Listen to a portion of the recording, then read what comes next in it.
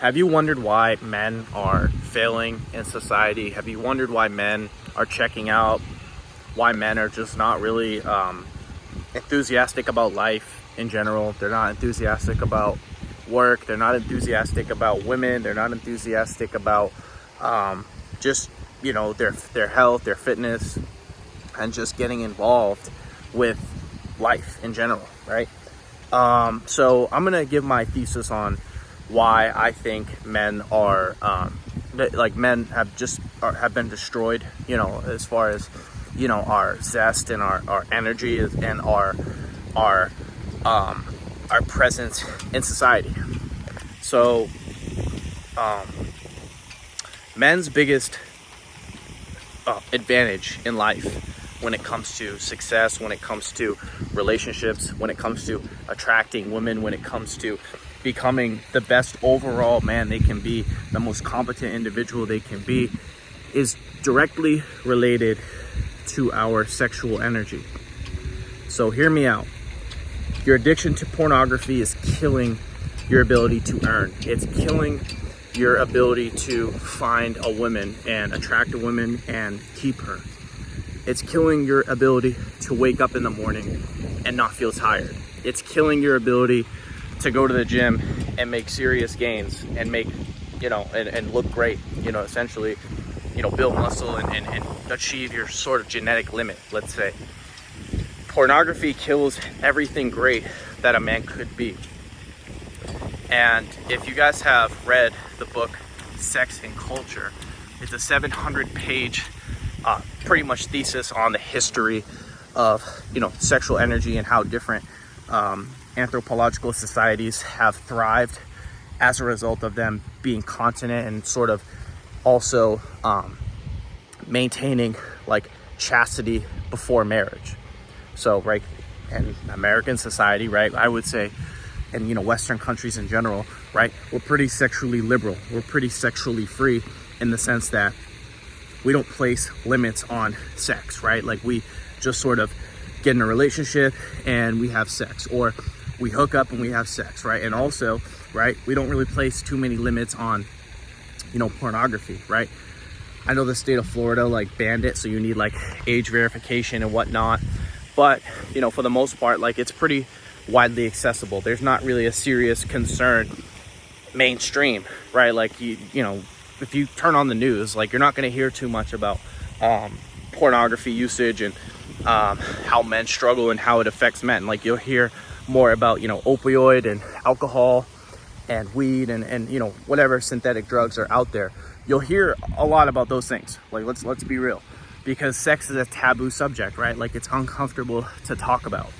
So let's sort of dissect how, you know, cultures thrive and then how cultures decline. So and there's also another book called The Fate of Empires by John Glubb, where he also goes through history and, you know, traces how a civilization is like pioneered, how it's sort of orchestrated, how it's run, and then how it's sort of like capped off, and then what happens after the society or civilization peaks, right? So this is honestly sexual energy, like the constant spilling of your seed, the constant ejaculation process that you know, most men do every single day, whether it's with their girlfriend or whether it's, you know, by themselves. Most guys probably just jerk off for the most part.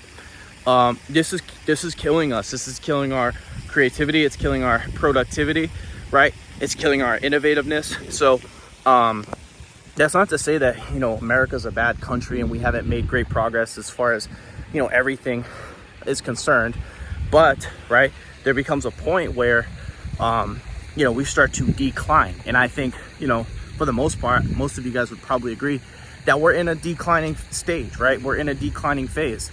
And also in that book, Sex and Culture, right, the authors state that after a civilization has become sexually free or sexually liberal, they have never been able to bounce back from that. Like, so if a society or culture, you know, just starts becoming, you know, sexually promiscuous or very indulgent in pornography, then after about 3 generations of that, they collapse, right? And either, they're taken over by another, country, right, in a war, or they lose a war and now they get completely, their whole, everything just gets wiped out. Their infrastructure gets wiped out. Their morale gets wiped out. Everything great about that country gets wiped out as a result of them being what? Sexually indulgent, decadent, and generally not being able to, be disciplined with their animal passions, right? So, as a result, right, like, you wonder why we have so many guys out there that struggle with pornography and just struggle overall in life with everything, right? Well, that's why, right? Like when you ejaculate, right? Like I heard it's equivalent to losing like one ejaculation is equivalent to losing like 8 like eggs and like, I don't know, like 4 8-ounce steaks or something like that. It's look it up. It's, I think Montauk Chia wrote about it or has like a YouTube video on it. But you lose a lot of nutrients, right? You lose a lot of testosterone. You lose a lot of your manpower to go out there and figure shit out, right? So, if you have a lot of guys indulgent in that, right? It's no wonder, like, why they're not leaders, why they're not providers, why they're not competent in any degree, right? It's why they're laying about playing video games on their phone all day, right? Not wanting to get out of bed, living at mom's house till 30, living with their grandma or grandpa or whoever into their 30s, maybe into their 40s, right? So it kills the sense of urgency that we all possess that sense of urgency, right? Because we're men. Like men, the testosterone generally is a hormone that, gives us, like it helps us go out. Like we're men are hunters, right? So we're designed to go out and figure shit out, right? But when you're constantly releasing that seed, right? When you're constantly subduing your tendency to be masculine and go out there and create shit and just basically become dependable for society and for women and for, children, then of course this is the problem we have, right? So, just if you're struggling in life, like as a guy, whether it's financially or, you're physically unfit, look to your vices and particularly look to your pornography usage.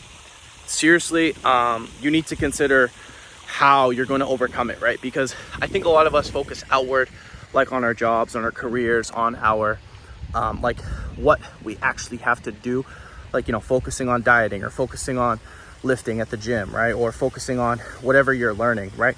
But, right, what is the underlying sentiment behind you doing those things? Are you tired? Are you fatigued? Is your brain functioning at 50%? Because if you're going into your work or you're going into a workout or you're going into whatever you're doing that, is designed to make you a better man, if you're going into it already at 50%, well, your output is going to be shit. And as a result of your output being, not that great, the results aren't going to be great, right? But let's say you go into your job or you go into your business or you go into the gym, right? And you're feeling great, your testosterone's high, your mind's sharp, right? You feel great, you're well rested, everything's sort of just buzzing, you're feeling great, right? I would argue that your output will be a lot better. And as a result of your output being better, as a result of you having more energy to put towards your whatever you're doing, right? Then I would think the result would be better, right? If you're able to be more creative, if you're able to be more precise in whatever you're doing, let's say you're an author, right? And you're able to, and your mind's functioning at like 120, like you're able to access, ways of thinking that are unimaginable, right? And you're trying to write, I would argue that your writing is going to be a lot better than if you were, your brain's like in a fog, right? Because you just can't stop watching pornography, right? You're going to have clearer thoughts so that you're able to, your output in your writing, this is just an example, is a lot better. So I think a lot more people would want to read what you have to write. So again, that's just an example, but it's the same thing with the gym. Like I've had countless times where like I'll go to the gym and an hour before I went, maybe I relapsed, right? I can't, and I go to the gym, it's horrible, right? You know, I'm doing like less sets. My reps aren't like, I'm not as focused. Like the intensity is not there, right? Like maybe me going on the treadmill, maybe I usually can run for like, you know, 20 or 25 minutes. I might be able to only run for 10 minutes, right? Or 15 at most. So the ability for you to endure difficulty and endure hardship is also reduced, right? And Napoleon Hill also talks about this in Outwitting the Devil. There's obviously going to be adversity in whatever thing you're involved with, whether it's career, job, business. There's going to be adversity. There's going to be hurdles to overcome, right? The gym as well, your fitness. So if you have your seed, if you have your sexual energy, your manhood, let's say, right? That is what gives men resilience. That's what gives us the ability to endure and overcome adversity and overcome odds that seem very challenging and almost impossible to overcome and defeat. So whenever you're feeling like, you know, the adversities of life are hurting, are just, you're not able to overcome them, it feels like it's insurmountable, right? Look at yourself in the mirror and see, damn, is there a vice that's holding me back, right? And again, I'm referring to pornography mostly here in this video, but it can go for weed too. Like weed is absolutely a killer to testosterone. I forgot, I know there's like a Harvard study they did. I don't know how much weed like actually plummets your testosterone, but it does to a degree that's noticeable, right? Like obviously guys who are fucking high all day or, you know, just smoke weed consistently, right, they're not high achievers for the most part, right? Obviously you got, you know, your Elon Musk and your Joe Rogans and your Mike Tysons, but like, you know, those guys, most people notice them smoking weed or, you know, getting high, but like that's after the fact, right? I can guarantee you for the most part, right, like those guys weren't smoking weed on their way to becoming successful, right? So just if you're struggling, if you feel like you can't overcome something that you want to break through in life, you want something, you want to rise to some standard that is hard for you to achieve right now, and you're struggling and you want to know the answer, it's directly related to your ability to control yourself sexually, right? Or again, cut any vice realistically. But I think for the most part, right, like I would argue pornography is one of the most destructive things that's keeping our society and keeping our men weak and keeping us from achieving our state in life, right? And what book was it? I think Bliss of the Celibate by like Julian Lee. He says that like guys, men who are continent, right, like we're naturally supposed to be leaders. We're naturally supposed to be respected. We're naturally supposed to, you know, be at a high station in life, right? And for the most part, you know, we think that like that's sort of like a given, right? And it should be a given, but right, as a result of us, you know, falling into, let's say, temptation, or as a result of us being weak and not facing hardship, we become, you know, like now where women think we're equal to them and everything else like that. This is what we deal with as a result of us being sexually indulgent. And then as a result of us being sexually indulgent in whatever else, right? Weed, food, video games, and whatever other countless vices exist on the planet. So if we want to rise back to our high station as men, right, we need to face this demon and overcome it, right? One thing that will help you tremendously, I know a lot of guys talk about Jesus and the Bible and religion and things of that sort, and I think, you know, there's certain things that can help you, but one thing that's worked for me unlike no other is fasting. Fasting has absolute, like, will kill, if you, not even just a whole day, if you can fast like the whole, like half a day, let's say like your first meal is between like 12 and 2, right? I guarantee you, right, you won't feel the urge to masturbate as much, right? You might still have some urge or whatever, right? Maybe if you're not busy or something like that. But I would argue, right, for the most part, when we're consuming, I'll tell you this, there's a direct relationship to food consumption and sexual addiction, right? When you're constantly consuming food, when you're constantly eating, right? And you know, obviously it makes it worse when you're eating foods that are not clean per se. But right, if you wake up, right, your first meal's at 7, 8, 9 a.m. Then you have maybe a snack. Then you eat again at 12. Then you have maybe a snack at 3. Then you eat dinner again at 6. Then you have another snack at, you know, right before bed, right? If you're eating 5 or 6 meals a day, there's nothing wrong with that, right? As long, obviously, you want most of that food to be clean.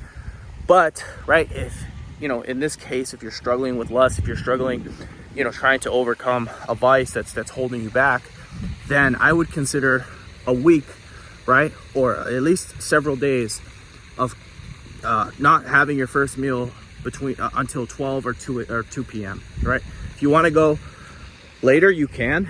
I just obviously, you know, some of you guys, you know, it's difficult, right? Like if you're at work, right, and you're, you know, you're like, you have to exude energy, and you know, maybe you have school or you need to work out and you need to utilize something like your faculties, right? Like obviously it's hard to not eat because you need energy. But I think for the most part, right, I challenge each and every one of you, if you're struggling right now with lust, right, if you're struggling, if you can't break free, or you can't you know, seem to get a hold and get a streak going, right, I would challenge each and every one of you, for the next 3 days, don't have your first meal until 12, right?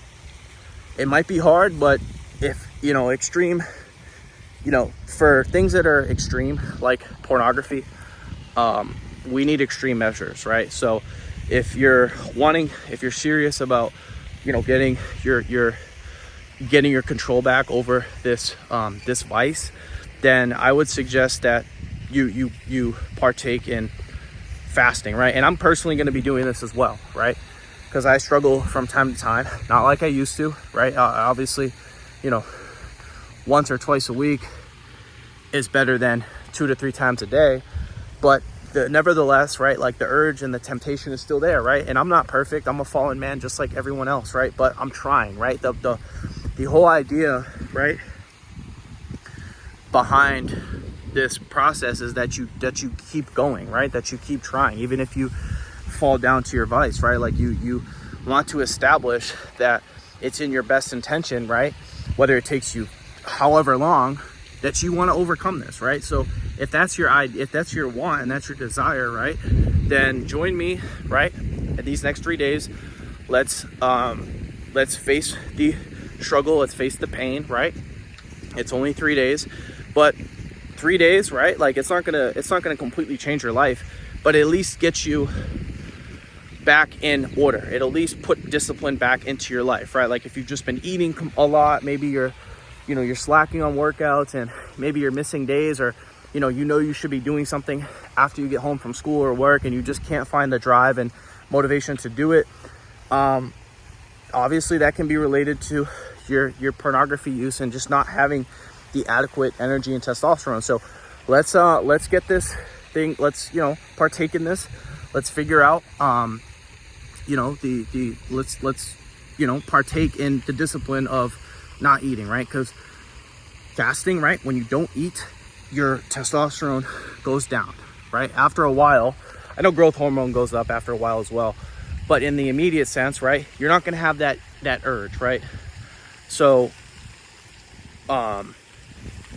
you know, like your sperm count isn't like, you know, when you're eating meat and everything like that, right, like your testosterone goes up and your hormones and everything, you know, spikes, right? But when you don't eat, right, there's not really, you're sort of more at like a mellow state, in a state where you're not really feeling too high or too low, right? Like you're kind of just stoic in a way, where you're at this like one state of mind. You're not really feeling, because you know, after you eat sugar, after you eat like a meal or something dense in carbohydrates, right, like you feel that, not like a sugar high, but you feel like, you know, you feel more energetic, right? But you know, if you fast, right, you're kind of in that one state for the whole time that you're in that fasting or restraining process. So yeah guys, I really hope that you guys enjoyed this video. You know, if you're still struggling, hang in there, right?